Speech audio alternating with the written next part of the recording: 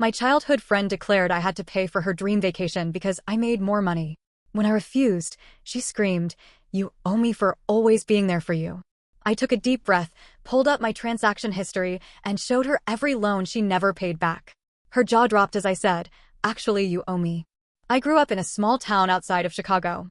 It wasn't a terrible place, but it wasn't exciting either. Just one of those middle-of-nowhere towns where everyone knew each other and nothing really changed. Melissa and I had been best friends since we were kids. We met in 3rd grade when she accidentally knocked my lunch tray onto the floor. She felt so bad about it that she gave me half of her peanut butter sandwich. That's all it took. From that moment on, we were inseparable. Melissa's family always struggled with money. Her dad left when she was little, and her mom worked 2 jobs just to keep them afloat. Meanwhile, my parents weren't rich, but we were comfortable. My dad was a teacher, and my mom worked an office job. We weren't living large, but we never worried about food or rent. Even as kids, I noticed the difference. Melissa never had new clothes. She always had hand-me-downs from older cousins. When we went to the movies or out for pizza, she never had enough. I started covering for her early on. It felt normal. That's what friends did, right? By high school, it became routine. I'd pay for her movie tickets. I'd buy her food when she forgot her wallet. I even got her a birthday present every year, even though she never had money to get me one. It didn't bother me then. I told myself it didn't matter. She was my best friend. My parents warned me. My dad, especially, didn't like how one-sided our friendship was. He once said, "Friends support each other, not just take." I brushed him off. Melissa would do the same for me if things were different. I believed that. I shouldn't have. After high school, our paths split. I went to college. Melissa didn't. She said school wasn't for her, and honestly, that was fine. College isn't for everyone. She worked random jobs, waitressing, retail, a receptionist gig that lasted 3 months. I busted my ass. I got scholarships, worked part-time, and kept my grades up. Money was tight, but I managed. Melissa, on the other hand, made bad decisions. She took out loans for an online course, but never finished it. She quit jobs without a backup plan. She dated guys who treated her like crap and drained her bank account. Every time something went wrong, she called me. And every time I helped. When she couldn't make rent, I sent her money. When her car broke down, I paid for repairs. When she got her phone shut off, I co-signed a plan for her. I told myself I was being a good friend. I told myself she just needed a little help, and eventually, she'd get it together. I was wrong. Fast forward to our early 30s. By this point, I had a stable career in finance, making good money. I wasn't a millionaire, but I was comfortable. I had a nice apartment, savings, and plans for the future. Melissa? Still working retail. Still struggling. Still making excuses. One day, she invited me over to her apartment. She was unusually excited. She had something big to tell me. I showed up, and she immediately started gushing about a trip to Greece. She had it all planned out: Santorini, Mykonos, Athens. She showed me travel blogs, photos, and a whole itinerary. Then she hit me with it. "So, I was thinking, since you make more money now, you could pay for my trip." I laughed because I thought she was joking. She wasn't. "Melissa, that's thousands of dollars," I said, still smiling, hoping she'd start laughing and say, "Just kidding." She didn't. "It's not like you can't afford it," she shrugged. "You're always talking about how well you're doing." I stared at her. "Yeah, because I worked for it." Her expression soured. "I was always there for you growing up." "You owe me." I actually felt my brain short-circuit. "Excuse me?" She crossed her arms. "I supported you through everything. You act like you got where you were all on your own, but I was always there. Listening to your problems. Cheering you up. You don't even realize how much emotional support I gave you." I blinked. "Melissa, you think emotional support is worth a fully paid vacation to Greece?" "Yes." I let out a dry laugh. "That's not how this works." Her voice sharpened. "Wow, so you're just gonna be selfish? After everything I've done for you?" My hands clenched. "Melissa, what exactly have you done for me that's equal to me paying thousands of dollars for your vacation?" Her jaw tightened. "I was there when your parents got divorced." I scoffed. "So was every other person in my life. I was there when you were stressed about finals." I gave her a long look. "Melissa, you gave me a 5-minute pep talk over text." She threw her hands up. "It's not about the little details. It's about what's right." I took a deep breath. Then I pulled out my phone. I opened my banking app and went straight to my transaction history. "Since we're talking about who owes who, let's take a little trip down memory lane." Her face twitched. "April 2015, $600 for your rent when you got evicted." She blinked. That was June 2016, $350 for your car repair. Her mouth opened, then shut. November 2017, $200 for your phone bill after I co-signed for you, and you stopped paying. She shifted in her seat. March 2019, $500 because you quit your job with no backup plan. Her eyes darted to the floor. I scrolled further. Let's not forget the smaller things. Concert tickets, restaurant bills, gas money. That time I let you live with me for 3 months rent-free. Melissa's face went pale.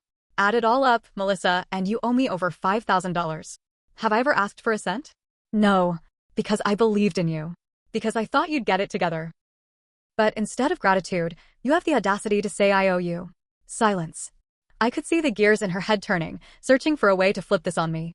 Then she mumbled, I can't believe you're throwing this in my face. I exhaled sharply. I can't believe you thought I was your personal ATM. Melissa sniffled. I thought we were best friends. We were, I said, voice tight. But friendship isn't just taking. It's mutual. And right now, I have no respect left for you. The room felt like it was closing in. Melissa clenched her fists, her face twisted in frustration, but she didn't say anything. I didn't either, because there was nothing left to say. Melissa sat there, breathing heavily, her face flickering between embarrassment, anger, and something I couldn't quite place. I thought she'd explode, throw a fit, maybe even storm out. But she didn't. Instead, she straightened her shoulders, took a deep breath, and said something that made my stomach turn. Fine. If you want to be that way, I'll pay you back. I raised an eyebrow. Really? Yeah, she said quickly, too quickly. I'll figure it out. Just give me time. I crossed my arms. How long are we talking? Because I've been waiting for years, Melissa. She let out a forced laugh. Oh my God, relax. It's just money. You act like I stole from you or something. I nearly dropped my phone. Melissa, what do you call it when someone takes money and never gives it back? Her jaw clenched, but she said nothing. I sighed. Look, I'm not even asking for it all at once. Just something. Show me you actually care about paying me back. She nodded, her expression unreadable. I will. I promise. I wanted to believe her. I really did. A week passed. Then 2. Then 3. Nothing. No texts. No calls. Not even a cheap Venmo payment like, hey, here's $20. I'm working on it. Nothing. I wasn't shocked, but it still pissed me off. Then, one afternoon, I got a notification from Instagram. Melissa had posted a story. She was at a spa. Facial, manicure, pedicure, the whole thing. And the caption? Self-care day. I deserve it. My blood boiled. I wasn't mad that she went to a spa. I was mad that she had the nerve to cry broke when I confronted her, promised to pay me back, and then immediately drop money on something so unnecessary. I texted her, hey, just checking in. Any update on the money? No response. Hours passed. Finally, late that night, she replied, ugh, can you not? I had a stressful week. It was just a little treat for myself. Don't be petty. Petty. Petty. I saw red. I typed out a long, angry response but deleted it. Instead, I wrote, noted. I didn't bring it up again. I figured, fine. If this is who Melissa really is, I'll just stop giving her chances. Lesson learned. But Melissa? She wasn't done. About a month later, I got a call from my bank. It was a fraud alert. Someone had tried to open a credit card in my name. I froze. My mind raced. It had to be a mistake. But when I pulled up my credit report, my stomach dropped. Not only had someone tried to open a credit card in my name, but my co-signed phone plan had a new device added. A device I didn't buy. A brand new iPhone. I felt sick. There was only one person who had access to that account. Melissa. I drove straight to the phone store, my hands shaking. When I got there, I asked for details on the new device. The employee pulled up the account, and sure enough, the purchase had been made 2 days ago. Ordered online. Set for in-store pickup. I asked if it had been picked up yet. No, the guy said. But it's scheduled for pickup today. My heart pounded. What time? He glanced at the screen. Looks like she requested a 4:30 p.m. pickup.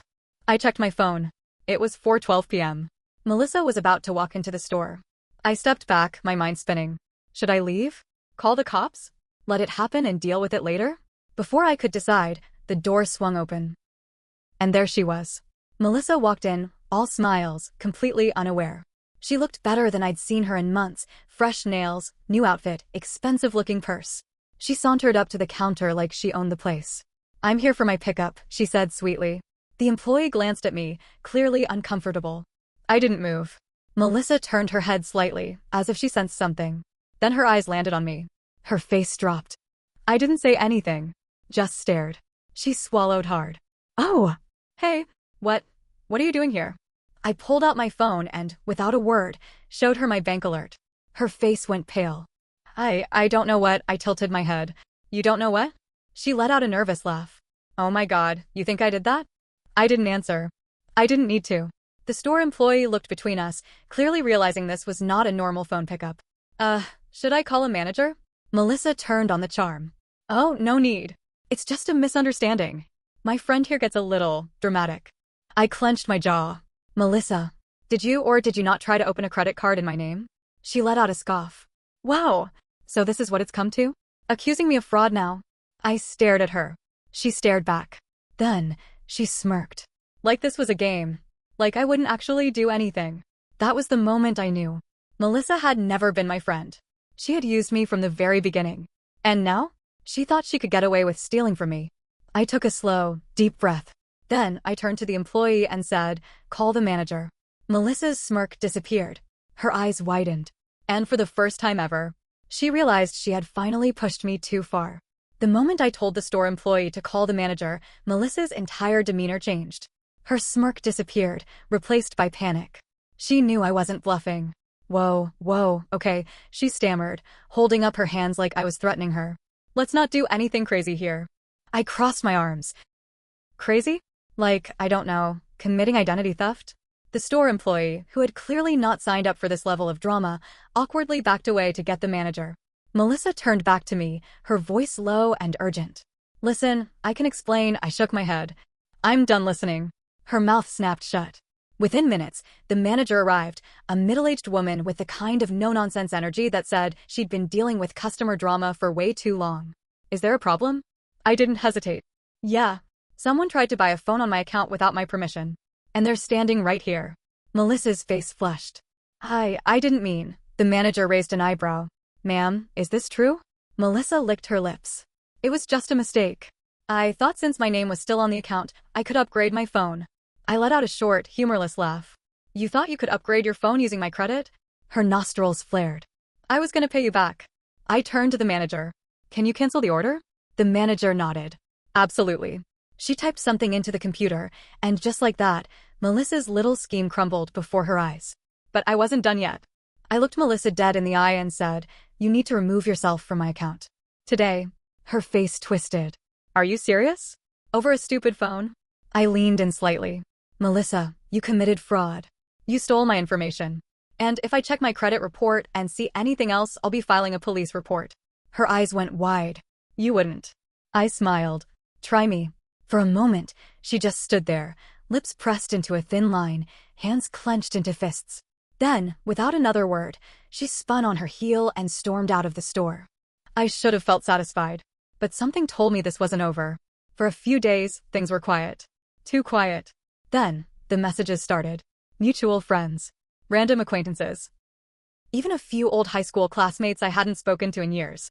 They were all reaching out with some variation of, "Hey, what's going on with you and Melissa? Melissa says you flipped out on her over something small? Why did you humiliate Melissa at the phone store?" I checked her social media. And there it was. A long, dramatic post about how I had turned on her after years of friendship. How I had publicly shamed her over a misunderstanding. How I had let money change me. She painted herself as the victim. And people believed her. Because she was smart. She left out key details. She made it sound like she had just forgotten to ask for my permission, like I had overreacted to a simple mistake. And the worst part? Some of our mutual friends were taking her side. I got messages from people who said they were disappointed in me. That I was better than this. That I should have handled it privately instead of humiliating her in public. As if she hadn't tried to steal from me. As if I hadn't already spent years giving her money, covering for her, and hoping and praying she would change. I was furious. And then, I got the message that changed everything. It was from a guy named Jason. Jason was an old friend from high school. Not someone I was super close with, but friendly enough. His message was short. Hey, I know Melissa's been talking things about you, but you need to see this. Attached was a screenshot. It was from a private group chat. A group chat Melissa was in. And what I saw, it made my blood run cold. In the chat, Melissa was bragging about how she had almost gotten away with the phone scam. She had planned to sell the phone for cash. And not just that, she had been planning to do it again. She had been looking up other ways to use my information before I caught her. One message even said, "LMAO, she's so uptight, she won't even notice if I take a little more. I deserve it for all the years I had to listen to her complain about school." She had never been my friend. Not once. She had been using me the entire time. And she didn't even feel bad about it. I sat there, staring at the messages, my hands shaking. This wasn't just a toxic friendship. This wasn't just manipulation. This was premeditated theft. And if she thought she could get away with it, she was about to learn just how wrong she was. Jason's message sat on my screen, the damning screenshots staring back at me. My heart pounded. This wasn't just betrayal. This was proof that Melissa had never been my friend. She had planned this. She had bragged about it. And worst of all, she had done this before. I took a deep breath, forcing myself to stay calm. My hands were shaking, but my mind was crystal clear. This wasn't over. Melissa had tried to play me. She had no idea who she was messing with. I messaged Jason back. "Thanks for this. Can you do me a favor? Don't say anything to Melissa yet." He responded almost immediately.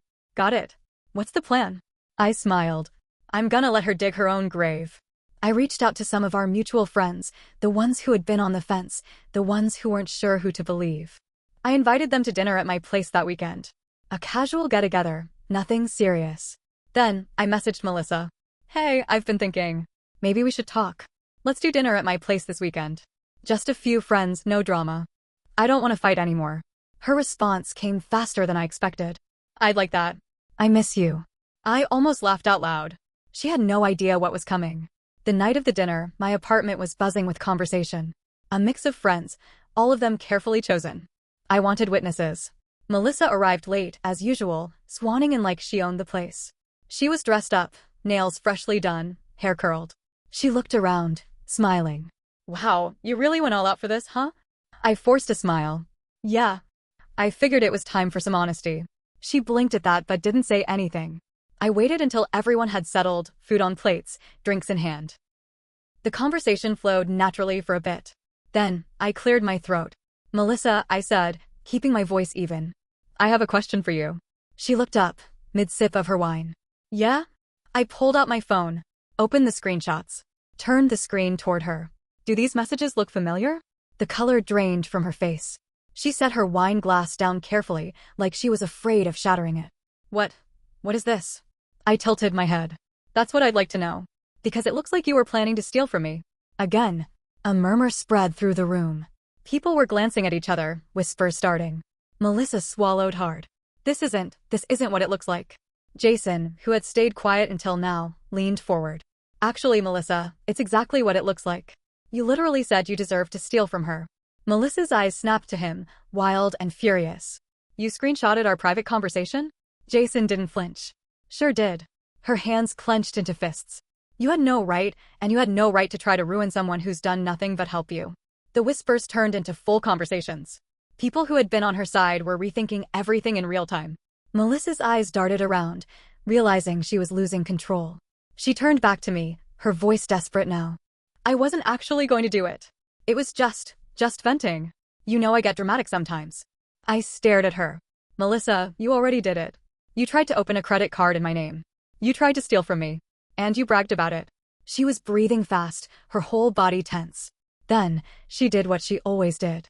She flipped the script. Her face crumpled, and she let out a shaky breath. "I can't believe you'd do this to me. In front of everyone. After everything we've been through." I exhaled sharply. "Melissa, I'm done playing this game. You did this to yourself."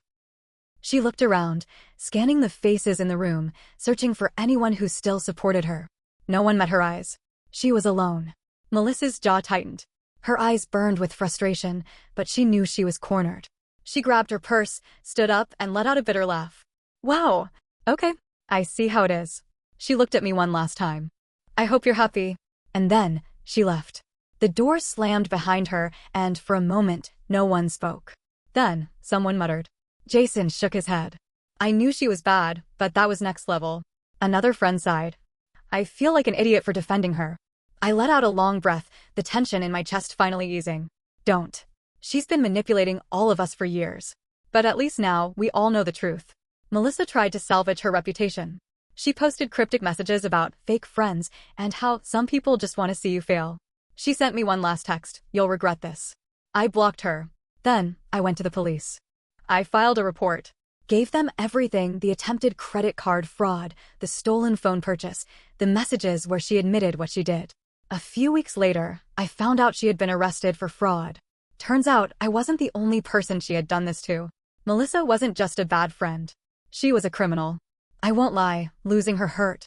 Not because I wanted her back in my life, but because it made me realize how much of my time, energy, and love had been wasted on someone who never deserved it. I thought I was helping a friend, but I was just an easy target. It took me years to understand that real friends don't take. They don't manipulate. They don't use you until there's nothing left and then demand more. I don't regret exposing her. I don't regret protecting myself.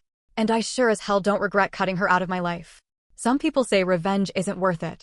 But trust me, sometimes, justice is the best revenge of all.